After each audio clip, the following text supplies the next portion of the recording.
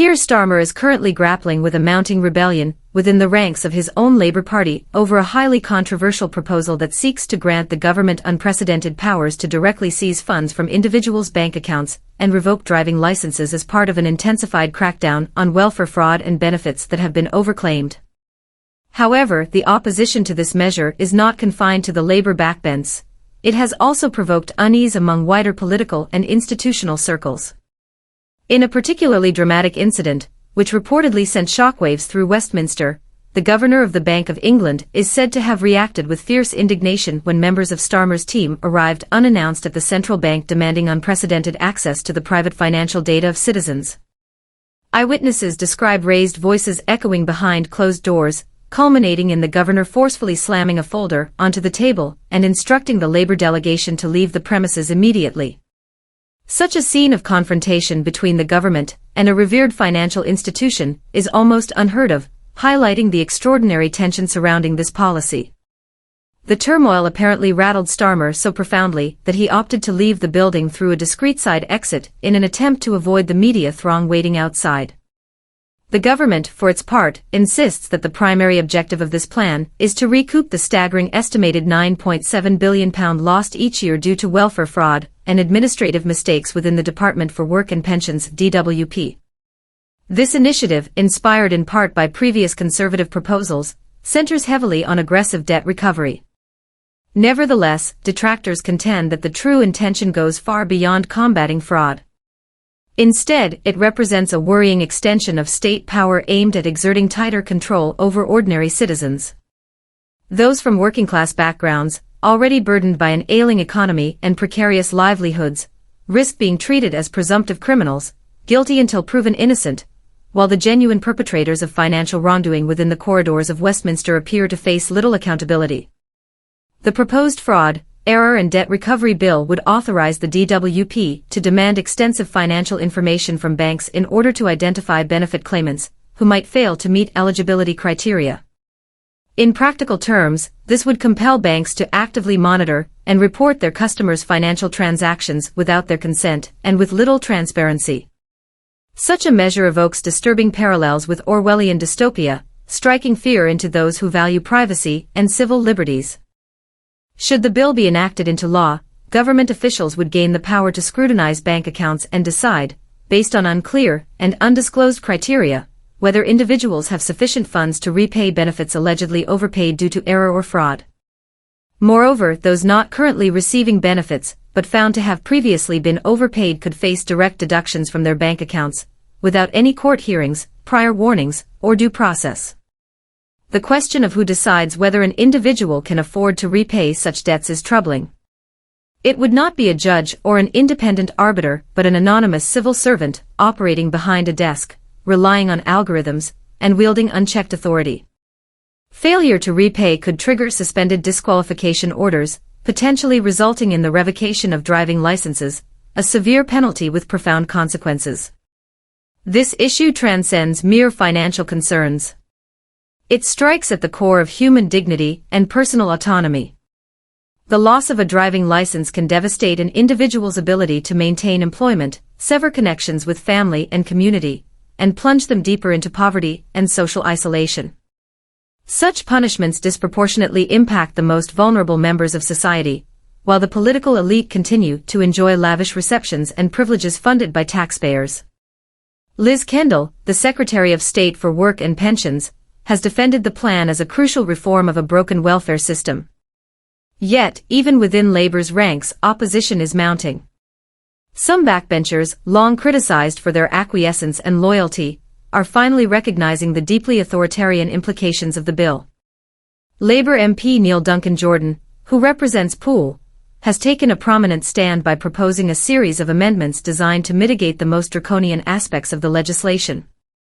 His amendments, currently supported by 17 Labour MPs, seek to ensure that only those under legitimate suspicion of fraud would be subjected to surveillance and investigation, thereby safeguarding ordinary claimants from intrusive and unwarranted scrutiny. Duncan-Jordan has also called for the removal of the clause permitting the suspension or revocation of driving licenses over unpaid benefit debts, condemning it as a poverty penalty. His argument is clear and compassionate. You cannot lift people out of hardship by stripping away their means to work and sustain themselves. The anger at grassroots level is palpable, and Labour MPs are beginning to feel significant pressure from their constituents. The very voters who once entrusted Starmer with a mandate for change are now expressing outrage. They did not vote to live under a surveillance state. They did not vote to be presumed guilty or treated as suspects. They cast their ballots in the hope of fairness, justice, and a government that protects the vulnerable rather than punishing them unjustly. Whether Starmer chooses to heed these concerns or doubles down on authoritarianism will have profound consequences not only for his own leadership, but for the future character and direction of the Labour Party itself. Millions of welfare claimants, from pensioners and carers to disabled individuals, stand to be ensnared in this vast digital dragnet. Many could face protracted periods of investigation, appeals, and financial hardship just to clear their names, all because an algorithm decreed it so. This is not a policy rooted in fairness. It is not even primarily about tackling fraud. It is fundamentally about control. Despite mounting criticism, the government presses on. Liz Kendall, Secretary of State for Work and Pensions, has asserted that the introduction of direct deduction orders, allowing money to be withdrawn directly from individuals' bank accounts, could save taxpayers approximately £400 million annually once fully implemented. However, critics have labeled this a devastating trade-off, a few $100 million saved on paper at the expense of countless shattered lives. The DWP estimates that around £7.5 billion in benefit overpayments occurred during the 2023-24 financial year, whether due to fraud or administrative errors. Yet rather than reforming the system to reduce these mistakes, the government's chosen path is to punish those already disadvantaged by it. Innocent people, victims of bureaucratic failings, could see their bank accounts drained and driving licenses revoked without due process. Even financial institutions, hardly paragons of virtue themselves, have voiced concerns.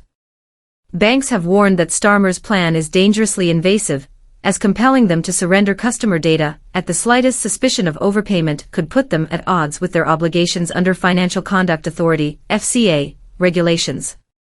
These rules mandate that banks protect vulnerable customers. In effect, Starmer is demanding the impossible, forcing banks to betray their clients in order to satisfy his political appetite for increased control. The criticism is not limited to Labour backbenchers and bankers alone. Last week, The Guardian revealed that the government's own Regulatory Policy Committee had castigated the proposals, accusing ministers of grossly underestimating the devastating impact such measures would have on low-income households. Even official watchdogs are raising the alarm, yet Starmer appears determined to disregard their warnings. A DWP spokesperson insists that the measures are fair and proportionate, and denies claims that they constitute widespread surveillance. However, this is a blatant misrepresentation. The powers would enable the department to extensively mine bank data to verify benefit entitlements, ostensibly to detect errors early. In reality, the policy opens the door to mass suspicionless surveillance of the working class. It is not about apprehending criminals. It is about shifting the burden of governmental incompetence onto those least able to defend themselves. It is about punishing poverty rather than preventing fraud. Just when it seemed the Labour Party could not stoop any lower, it plunges into full-blown technocratic authoritarianism. Adding to this, the party finds itself mired in scandal. Former Labour MP Mike Amesbury, a man once sworn to serve the public, was recently caught on CCTV physically assaulting a constituent during a heated dispute over a local bridge closure. Despite the severity of the incident, Amesbury faced no meaningful repercussions, receiving only a 10-week suspended sentence, no custodial time, no political accountability, just a quiet resignation and a by-election in Runcorn and Hellesby, now branded Labour's worst nightmare. This was no drunken indiscretion. It was a violent outburst by an elected representative. Yet, as is often the case, the political elite walk away with a mere slap on the wrist, while ordinary people bear the brunt of their policies. The contrast could not be more glaring. A welfare claimant accidentally overpaid by £75 might find their bank account emptied, their driving license revoked, and their dignity torn apart, while a Labour MP can physically assault a member of the public and walk free. It is no surprise that public anger is boiling over. Voters are awakening to the staggering hypocrisy, the broken promises, and the disdain shown by a party that once claimed to represent them. Into this void steps Reform UK. Nigel Farage's insurgent movement has identified this vulnerability and is capitalizing on it. Runcorn and Hellesby, once a safe Labour seat, is now at serious risk. Reform is gaining momentum, and Labour is scrambling. They thought they could control the narrative, smile for the cameras, drop a few buzzwords about progress, but the public no longer accepts these empty gestures. Here is the truth the mainstream media dare not tell you. People are sick of being lied to, spied upon, and treated as suspects in their own country. They are fed up with elites protecting themselves while scapegoating the poor. They are tired of betrayal by those who promised better. And if Starmer does not change course soon, he will not only lose a by-election, he will lose the country. Thanks for watching with us. If you want to stay up to date with all the latest news and important reports, don't forget to subscribe and hit the bell so you never miss an update. Let's keep following together and make sure you're always in the know.